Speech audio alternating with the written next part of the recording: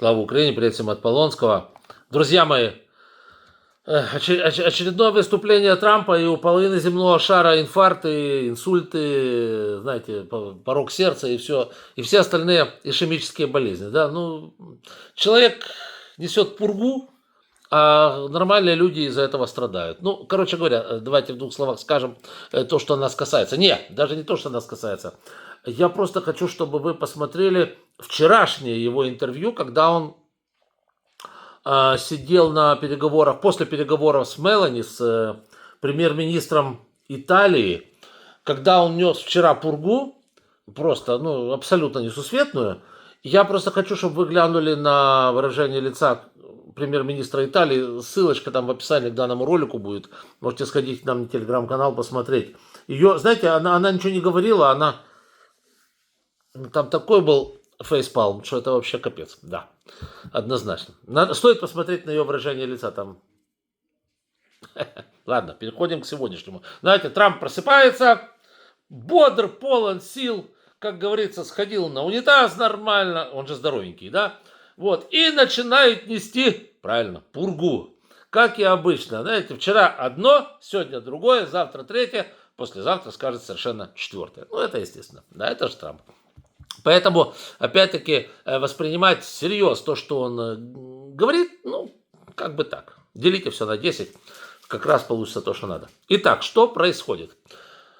Трамп давал интервью очередное, я бы его назвал словесным поносом, но, в принципе, затронул и тему, в том числе, войны России с Украиной. И опять-таки то же самое повторил, что сегодня Рубио сказал. Рубио сказал следующее, что если не будет прогресса на переговорах, если какая-то из сторон начнет ставить палки в колеса серьезным образом, они просто возьмут и сольются. Так и хочется спросить, стоп, а где же ваши 24 часа? Где вот это все, где я установлю мир и так далее? Балаболки. Да, все понятно. Они просто сольются. Да, на Украину можно было жать, но это сейчас же делает Россия. А мы сольемся. А мы тут ответим так, что мы сольемся, да. И вот сегодня Трамп, с одной стороны, повторил слова Рубио, с другой стороны, сейчас я объясню, что происходит. Смотрите, Трамп на ответ о прекращении войны России с Украиной. Перевод такой, более-менее. Если по какой-то причине одна из двух сторон, из двух, что интересно, да, блин, мы тоже, оказывается, будет все очень усложнять, мы просто скажем, вы глупцы, вы дураки, вы ужасные люди, и просто пропустим это, и просто как бы пойдем мимо своей дорогой, да, вот нам пофиг до всего этого. Ну, я даже не знаю, как это комментировать, да. То есть, если Россия скажет, да нет, мы решим бомбить будем Украину дальше, да, мы будем убивать женщин и детей. Знаете, такой Трамп говорит, ах вы ж, значит, эти дураки, глупцы, ужасные люди. И Путину так стыдно станет, боже мой, он скажет, боже, Трамп про меня сказал, что я ужасное люди. Это же кошмар, как я теперь с этим буду жить, вот начиная с сегодняшнего дня, я не знаю, что мне делать. Да. И с одной стороны, да, это так и звучит. С другой стороны, шли многочисленные заявления наших телеграм-каналов о том, что Трамп сказал, что не будет больше помогать Украине. Я вот взял и специально в оригинале послушал то, что он говорил по поводу Украины. Но, по крайней мере, вот те абзацы, которые у меня были, я послушал его речь, но он такого не говорил. Он сказал нечто другое. Когда у журналиста спросили, будете ли вы поддерживать Украину в военном отношении, ну, в случае, если Путин вас, как говорится, пролапшает, он ответил следующее, я не хотел бы об этом говорить. Вот так он ответил. То есть он не хотел бы говорить о том, что он будет делать. А вот это самый интересный момент. Если Путин, как говорится, закусит у дела и начнет заниматься тем же, чем он занимается обычно, то есть с одной стороны будет лгать, а с другой стороны будет убивать женщин и детей по привычке. Да, так вот, что произойдет в этом случае? Смотрите, дело в том, что я так понял, что Путину стоит дедлайн, там несколько дней буквально осталось, 20 апреля. Да? А договор между Украиной и США может быть, как они говорят, может быть подписан 23-24 апреля. То есть после этого. Да. А я теперь себе говорю, смотрите, в меморандуме, который подписали, нет ни слова о том, что Украина должна хотя бы 1 цент Соединенным Штатам Америки. Но меморандум подписан, этот самый Байден, не Байден, конечно, Трамп его уже ставит себе в заслугу. Окей.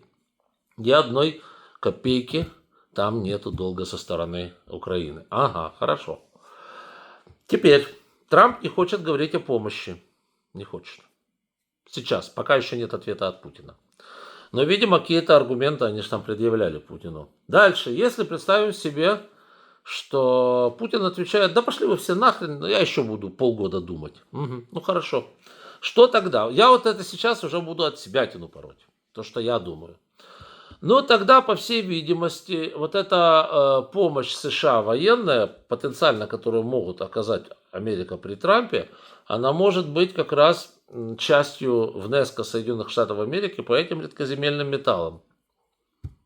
Да, тогда это будут и патриоты, возможно. Я хотел, знаете, я хочу сейчас оптимистичный вариант все-таки посмотреть. Не то, что они просто сольются и скажут, ну все, мы поехали. Они же хотят еще с нами договор заключать. И договор заключать сразу после дедлайна путинского. Угу. Тогда все складывается более-менее в такую, да, объяснимую теорию, что они смотрят, как Путин отвечает. Если да, это один калинкор, если нет, это другой калинкор, тогда подписывается договор с Украиной, где вот американская помощь в том числе указывается и в военном отношении, и нам начинает поступать в военном отношении помощь, вот, ну а мы им даем возможность разрабатывать этот литий, господи, прости. Вот. Имеет такая мысль право на существование? Ну да, имеет такая мысль право на существование. Потому что если они просто скажут, ну в таком случае мы нафиг слились вообще. Мы, как говорится, взяли чемодан и уехали назад в Вашингтон. Все, капец. Нас это больше не интересует. Ну тогда, конечно, никакого договора тоже не будет. Вы же прекрасно понимаете. Вот, то есть тут, по всей видимости, есть такие подковерные моменты, где кто-то сказал одно, другое, вот тут одно обещание идет за другим. И вот если посмотреть с оптимистичной точки зрения, то вполне вероятен тот вариант, о котором я говорю. Дедлайн, если он отвечает нет или там не отвечает вообще ничего, соответственно, вносятся вот эти коррективы в договор, и подписывается такой договор, и оружие идет в Украину. Вот так, да. Но это так бы мне хотелось. А как оно будет на самом деле, мы будем, конечно, посмотреть. Вообще, конечно, еще один момент, понимаете, опять-таки, воспринимать всерьез то, что Трамп говорит, вы сами прекрасно понимаете. Он сегодня говорит одно, завтра другое, потом третье, потом четвертое, потом скажет, я вообще этого ничего не говорил и ничего не помню, а кто такой Украина вообще, а Путин кто такой. У меня вообще маразм, я ничего не помню.